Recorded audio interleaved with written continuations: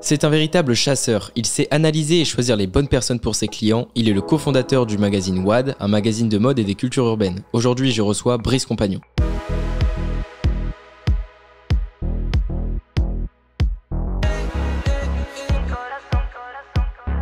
Bonjour Brice. Bonjour Alexis. Bienvenue dans Derrière le style, le plus grand défilé de style de tout YouTube. Il me semble que tu as trouvé ta vocation par pur hasard. Peux-tu m'en dire plus? Ah oui, bah oui, parce que j'étais pas du tout prédestiné à travailler dans ce milieu de la mode. Moi, j'ai trouvé mon job sur une plage à Saint-Tropez. J'étais invité dans une maison, et dans cette maison, il y avait une personne qui s'appelait Odile Saron, qui était la directrice du casting du magazine Elle, qui était mondialement célèbre parce que elle avait ce qu'on appelle un œil. Moi, j'avais terminé mes études, voilà, on était en vacances, elle n'avait plus d'assistant, elle me l'a proposé, j'ai dit oui, sur une plage, voilà. Après, elle m'en a plus reparlé, elle m'a observé pendant 15 jours, et puis le dernier jour des vacances, elle m'a dit est-ce que ça t'intéresse toujours? Le 7 septembre 87, je suis arrivé au magazine Elle et j'ai commencé à travailler avec elle en tant qu'assistant. Je sais pas si tu as déjà vu le film Le Diable s'habille en Prada. Oui. Voilà, donc moi j'ai vécu ça puissance 1000, donc ça a été intense. Mais j'ai travaillé avec une femme exceptionnelle, formidable, qui m'a appris le métier, j'ai observé, et j'ai eu la chance de côtoyer des grands photographes et surtout des rédactrices, des personnes qui ont disparu comme Léna Cordic, Christine Ricberger, Nicole Crassa, qui sont des personnes qui ont compté dans la mode, c'est-à-dire que Nicole Crassa, c'est la première qui a utilisé des vêtements avec des imprimés d'animaux, le camo, c'était son truc. Moi je viens vraiment d'un milieu qui n'a rien à voir avec la mode, ça se voyait d'ailleurs à l'époque. À l'époque on faisait des polaroïdes, il y avait ce qu'on appelait des dopolas et avant de faire une prise de vue, on faisait un polaroïd pour checker la lumière. Et quand elle rentrait d'une séance, elle montrait pas les polas à ses copines rédactrices, elle venait me les montrer à moi, qui n'y connaissait rien, elle voulait juste avoir l'avis de quelqu'un qui n'était pas formaté, qui avait un regard neuf. J'ai eu la chance de côtoyer des gens talentueux. Tu étais donc chasseur de casting, tu as fait du casting sauvage. Bien après, OL, c'était vraiment des top modèles. J'ai vu Claudia Schiffer quand elle est arrivée, elle avait 16 ans en 88, en février 88. Mais Odile, même si on travaillait avec des mannequins, aimait travailler avec des jeunes mannequins. Elle voulait que le mannequin soit imprimé elle. C'est-à-dire qu'à l'époque, le Elle était un magazine très puissant. C'était le magazine de mode. C'est-à-dire que ça voulait dire quelqu'un de connu, que ce soit un photographe, mannequin, coiffeur, maquilleur, il fallait passer par le VOM, par le L. Mais Odile voyait un jeune mannequin, mais qui n'avait rien fait. Elle appelait au studio, chose qu'on ne peut plus faire maintenant. Il y avait elle dit ok, Olivier Rowe, j'ai un mannequin qui est là, je te l'envoie, on fait un effet de cover. Les mannequins commençaient leur carrière avec une couverture de L et après c'est des filles L. Comment on fait plutôt du casting sauvage? Et ben, comme j'ai l'habitude de dire, Olivier Rotoscani m'a mis sur le trottoir. Il m'a dit voilà, terminé, on fait plus de, je veux pas de mannequins. Je veux que des gens de la rue. Et moi, j'avais jamais fait ça. C'est-à-dire que moi, j'étais habitué avec les agents de mannequins et des mannequins, je n'avais jamais fait ça. Il m'a dit, je reviens dans un mois et j'avais un Polaroid, voilà, Image System. Et j'ai commencé à affronter les rues. Je cherchais pas des mannequins dans la rue. Je cherchais des gens qui ont une gueule. Des personnalités. Voilà. Ils voulaient autre chose. Ils voulaient une représentation de la rue. Voilà. Et au niveau international, parce que Benetton à l'époque, c'était 6000 boutiques dans le monde, et les campagnes, c'était des personnes de différentes couleurs, de différentes origines. Donc il fallait que je trouve ça à Paris. Et un mois après, je lui ai montré ce que j'avais trouvé, et il m'a dit, lui oui, elle non, sans vraiment me donner d'indication. Il m'a simplement dit, tout se passe dans le regard. Il cherchait quelqu'un d'une naïveté, une pureté dans le regard. Tous les jours, il fallait 10 personnes nouvelles. C'est-à-dire qu'il fallait tous les jours 10 personnes. Donc une personne noire, une métisse, une blonde, une rousse. Il fallait que j'ai mon pantone de mannequin. Il est parti, il m'a dit ok, bon travail. Et sa femme Erwin, il a jamais dit ça. Donc j'étais plutôt flatté. Ça m'a mis la pression pour les prochains. Et puis voilà. Et puis ça a continué et c'est devenu une seconde nature. Est-ce que du coup la chasse, elle se limite à des personnes, parce que j'ai regardé une interview où tu expliques que la chasse, elle se limite à une personne qui soigne déjà un minimum son style. Est-ce que tout le monde peut se faire repérer? Peu importe la façon dont tu t'habilles, peu importe ta taille, c'est instinctif. C'est-à-dire qu'il se passe quelque chose. Tu le ressens? Ouais. Et alors Odile Saron, avec qui j'ai travaillé, quelqu'un qui m'expliquait, mais vous pouvez nous expliquer votre métier? Et elle a répondu, mon métier ne s'explique pas, il se ressent. Je peux pas dire pourquoi. Si je prends ton exemple. Par exemple, je te vois dans la rue, t'es un beau garçon, t'as une belle peau, t'as de beaux cheveux, toi je peux t'arrêter, c'est pas du tout pour te flatter. Je raconte une autre citation d'Olivier Rotoscani qui m'a dit quelque chose qui pour moi était un espèce de vecteur. Les imbéciles ne voient la beauté que dans les choses belles. Ça m'a permis de comprendre qu'il faut aller au-delà. Et l'avantage, dans mon métier, j'ai toujours eu beaucoup de liberté. Un jour, je suis arrivé avec mon casting, je dis est-ce que tu veux? Je dis, je regarde pas, c'est ton travail. Mais il fallait que sur le set, ça marche. Si ça marchait pas, je t'entendais. En faisant autant de casting sauvage, est-ce que tu as forcément dû avoir des expériences un peu particulières ou les gens qui réagissent un peu mal? J'étais à Corleone. Et Corleone, c'est un petit village qui est très connu parce qu'il y a eu un film qui s'appelle Le Parrain, et dont la star, enfin, c'était Don Corleone. Et donc, et ce village, effectivement, c'est la Sicile.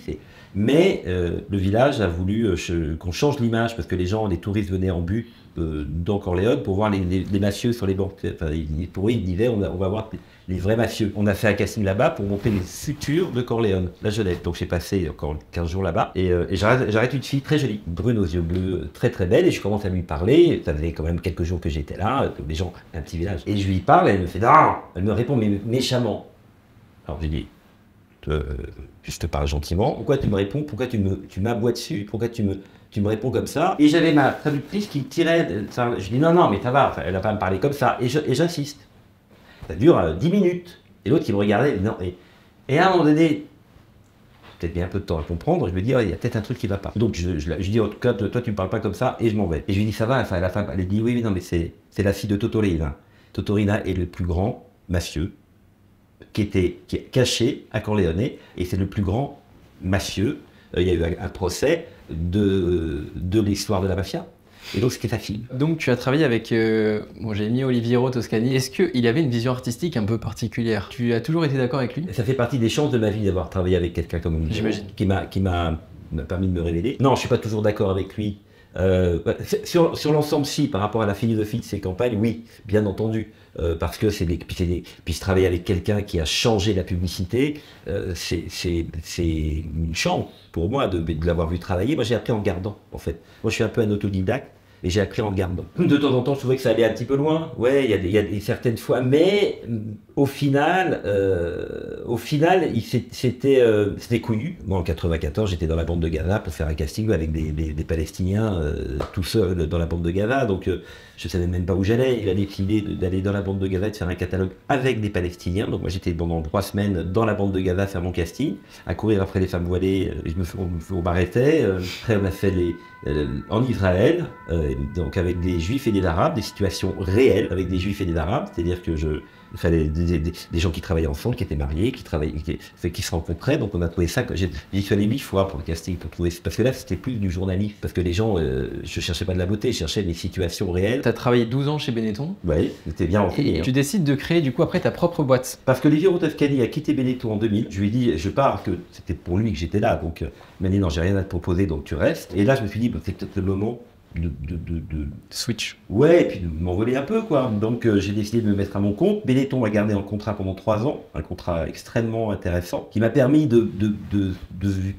commencer d'activité avec pas mal d'argent. Et après, mon objectif, c'était de vivre sans Benetton. En 99, on avait créé un magazine qui s'appelle WAD. Oui. Et tout ça s'est enchaîné. Et le WAD, c'était du casting sauvage, c'était du street art, c'était de la street culture, c'était du streetwear. Ça cartonnait à l'époque. Ah oui, on a cartonné. Oui. Et tout ça, en fait, c'était une émergence de choses, et nous on a créé un magazine qui réunissait tout ça. Donc on est arrivé au bon moment. Je n'ai pas réfléchi, en fait. Les choses sont venues, mais j'avais tellement emmagasiné, en ayant travaillé dans un magazine déjà, et avec Oliviero Toscani, j'avais cette approche un peu mode et pub, qui fait que les couvertures, voilà, tout d'un coup on a fait des photos, on s'en sortait pas de la couverture, et puis le mec de dos comme ça, c'est bon, ça va, on s'arrête là. Et à partir de... Alors ce qui est bien, c'est que j'ai une idée pour le numéro 1. J'ai à partir de ce numéro-là, on ne verra plus de visage. On ne verra que des parties de corps. Ce qui ne s'était pas fait, jamais. Dans les autres magazines. Oui, donc c'était fond blanc tout le temps, avec des parties de corps qui correspondaient au thème du magazine. Donc au début, les kiosquiers nous mettaient dans les fourneaux, parce que c'était des parties de corps et qu'ils ne savaient pas où nous mettre. Et après, en fait, on a créé une image, et on s'est amusé. En fait, on s'est amusé. Pourquoi ça s'est arrêté, du coup? C'est là où, en fait, c'est le conflit de génération entre toi et moi. C'est qu'en fait, on a très mal pris le virage du numérique. Et que nous, on était un magazine qui coûtait cher à produire. 300 pages. Ouais, et puis on faisait attention au papier. Enfin, on avait des négligences. Sur la qualité. Absolument. Donc, qui faisait que par rapport à l'imprimerie, par rapport au papier, par rapport aux couvertures, donc ça coûtait cher à produire. Et on a mal pris le virage du numérique. Donc il y a un moment donné, c'est comme j'expliquais, voilà, quand un magazine te rapporte de l'argent, c'est bien, et déjà c'est bien, parce que le magazine d'après, c'est parce qu'il rapporte plus. Quand ça t'en coûte pas, c'est moins bien, mais ça va, mais quand ça commence à t'en coûter, ça devient compliqué, et donc au bout de 18 ans, on a arrêté. Et t'as jamais voulu rebondir sur les réseaux Non, alors, non, parce que c'est pas ma génération. Parce que, mais voilà, c'est là. Pourquoi est-ce qu'on s'est arrêté? C'est parce que j'ai pas rebondi et je me suis pas trop. Tout le monde m'a dit mais refais un WAD. Non, parce que déjà un WAD c'est une équipe. Je suis pas tout seul, c'est une équipe. Alors c'est ce qui me manque le plus, c'est cette espèce d'effervescence permanente parce on a été jusqu'à 20 personnes salariées au journal. Les gens qui passaient, qui arrivaient, les jeunes qui n'avaient jamais rien fait, ils disaient tu veux faire une série. Parce que là ce qui me manque, c'est que sur les réseaux maintenant, je vois des tas de jeunes photographes, des gens qui ont un bel Instagram, qui ne sont pas forcément photographes, ou qui sont des jeunes photographes. J'aurais adoré, à cette époque-là, si j'avais le WAD, pouvoir donner l'opportunité en disant, ben voilà, j'aime bien ce que tu fais, vas-y, tu le fais, et donc ça me manque un petit peu. Et comment tu combles ce manque, du coup, le fait que tu avais une équipe sur WAD, etc. Je l'ai pris. Non, quand même pas. Non, mais après, moi j'ai toujours eu le casting, donc j'avais mon casting, c'était 2 structures différentes, et j'avais le WAD. Oui. Voilà. Bon, j'étais très occupé avec les deux. Bon, bah après, je m'occupe que du casting. Donc, et puis à un moment donné, il faut lâcher. Il faut tourner la page, et puis maintenant, il y a des tas de personnes, j'aime pas dire ça parce que ça me vieillit, non mais des jeunes qui font des choses formidables, et faut laisser faire, donc je suis pas frustré. Je suis très content de ce qu'on a fait, je suis très content d'avoir dans ma bibliothèque mes 70 numéros de WAD, plus tous les hors-séries. Quand je les feuillette, je me dis ouais, quand même. Voilà. Et ce que je trouve intéressant, c'est que quand je regarde des vieux WAD, il y a des séries, elles peuvent ressortir maintenant. C'est-à-dire que c'est pas daté. Dans la mesure où on n'était pas un magazine de mode, on était dans le streetwear, il y a une évolution du streetwear. Il y a des séries, tu les publies maintenant, tu vois pas que ça a été fait il y a 15 ans. Ça, c'est ma fierté. Si tu avais un message à faire passer aux jeunes qui nous regardent, qui voudraient devenir mannequins, est-ce que tu aurais un conseil à leur donner? Alors, il y a un conseil, n'acceptez jamais de faire des photos avec des gens qui vont vous demander de l'argent. Alors ça déjà, jamais. C'est-à-dire que s'il y a un photographe qui vous dit « Ouais, tiens, je vais te faire un book », je ne sais pas si ça existe encore, mais je pense que ça existe encore. Ça, jamais. Non, si une agence est intéressée, si quelqu'un, à ce moment-là, c'est eux qui prennent en charge les frais. Ils se rembourseront après sur les boulots que tu fais. Le métier de mannequin... C'est pas toujours facile. Non, c'est beaucoup moins facile. Et quand on voit les rythmes pendant les collections, les mannequins vont faire des fittings jusqu'à 5h du matin avec un call time à 7h, enfin c'est physique. Hein. On a l'impression que les mannequins ils sont plus traités comme des bouts de viande dans les défilés où on voit les vêtements dessus et c'est tout. Un mannequin là-bas c'est quoi? C'est un porte-ponto. Hein. Oui. Donc déjà, d'accord. Mais on leur demande de faire la gueule. Un jour, j'ai fait un casting pour un créateur, pour une marque, et le photographe le créateur voulait absolument des sourires. Et je me rappelle d'une mannequin que je vois, et je la fais défiler, la fille la pêche et tout, mais génial. Elle défile, paf, elle rentre dans une espèce de posture, et elle marche. Donc elle revient, je lui dis, non, tu peux me faire un sourire? Elle dit, ah non, je peux pas. Elle dit, moi, marcher et sourire, je peux pas. J'ai dit, ok, écoute, si tu peux pas marcher pour rire, c'est les phrases de modeux, ça. On va s'arrêter là. Voilà, le conseil, c'est faut y aller, faut foncer, faut essayer, mais que c'est pas forcément facile. Merci Brice d'être venu nous voir et d'avoir percé le mystère qui se cache derrière le style de Brice Compagnon. Mes petits stylés, je compte sur vous pour liker, commenter et surtout vous abonner pour ne pas manquer le prochain épisode. Et surtout, n'oubliez pas, le style, c'est comme le Wi-Fi, plus c'est fort, mieux c'est, mais parfois, il faut vraiment le chercher pour le trouver.